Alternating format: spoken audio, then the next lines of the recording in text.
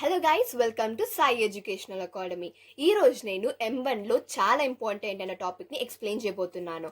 And నేను exam రాస్తున్నప్పుడు నాకు ఇది 2 మార్క్స్కి వచ్చింది అండ్ 10 మార్క్స్కి వచ్చింది. సో ఖచ్చితంగా చదవాల్సిన టాపిక్ ఇది.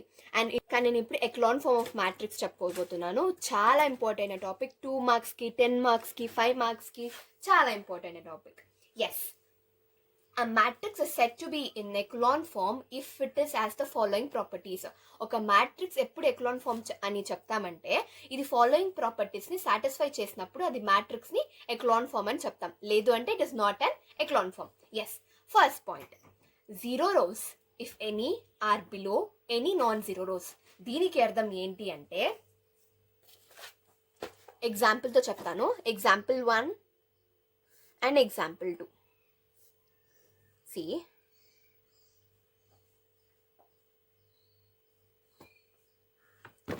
0 rows అనేది ఎప్పుడైనా నాన్ జీరో రోస్ అంటే 0 rows కానివి అని అర్థం. నాన్ జీరో రోస్ తరువాతే 0 rows రావాలి. అలా రాలేదు అంటే it is not an echelon form. Okay, yes, example 2 చూద్దాం. ఇలా ఇచ్చాడనుకోండి, ఇక్కడ చూడండి 0 rows, 2 0 rows ఉన్నాయా, కానీ ఇది ఎప్పుడు వచ్చింది? దీన్ని ముందొచ్చింది, అంటే నాన్ జీరో రోస్ ముందొచ్చింది. So it is not consider as a echelon form. ఎప్పుడైనా ఈ జీరోస్ అనేది నాన్ జీరో రోస్ తరువాతే రావాలి, అది రూల్. ఇది ఒక ప్రాపర్టీ అన్నమాట. ఇది first property of echelon form. ఇలా రాలేదు అంటే it is not an echelon form. ఇది ఎక్లాన్ ఫార్మ్ కాదు, it is an echelon form. Then yes, ఇది first property.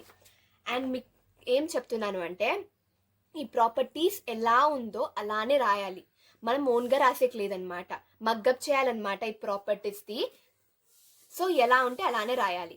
Then yes, the second one, the first non zero entry in each non zero row is equal to 1. It is optional అనమాట.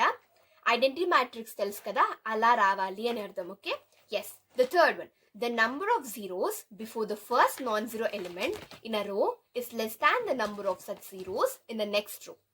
Yes, దీనికి అర్థం ఏంటి అంటే ఇంకో example 1 and example 2. 1 0 1 0 1 1 0 0 2. And one more example, 0 0 1 0 0 0 0 0 0. C, difference అర్థమవుతుందా మీకు? ఇక్కడ చూడండి, ఇక్కడ 1 0 ఉంది, ఇక్కడ 2 zeros ఉన్నాయి. దెన్ అండ్ ఇక్కడ చూడండి, ఇక్కడ 3 అండ్ ఇక్కడ 3 అండ్ ఇక్కడ 2. ఎప్పుడైనా జీరోస్ అనేది ఇలా ఇంక్రీజింగ్ ఆర్డర్లో వెళ్ళాలి. పైనుంచి కిందికి వచ్చినప్పుడల్లా ఇంక్రీజింగ్ ఆర్డర్లో వెళ్ళాలి. ఫస్ట్ 1తో స్టార్ట్ అయింది, మళ్ళీ 2తో ఉంది కదా, 2 zeros ఉన్నాయి, ఇలా రావాలి.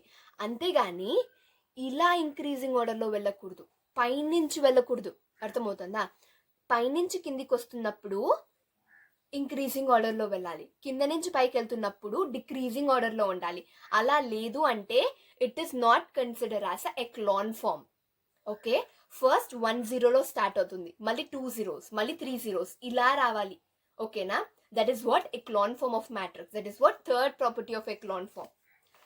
ఎస్, అర్థమైందా?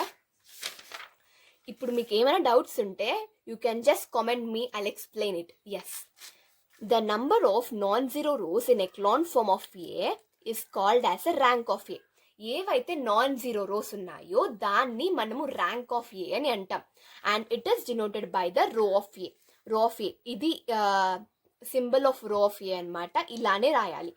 ర్యాంక్ ఎలా కనుక్కోవాలి అంటే ఎన్ని నాన్ జీరో రోస్ ఉంటాయో that is consider as rank of that matrix అనమాట. ఎన్ని నాన్ జీరో రోస్ ఉన్నాయి, and this is non zero రో and this is non zero రో. So rank of A is consider as 2. ఇది ఎందుకు లేదంటే 3 zeros ఉన్నాయి కాబట్టి, మొత్తం రో అంతా zeros ఉంది కాబట్టి it is not consider as rank of A.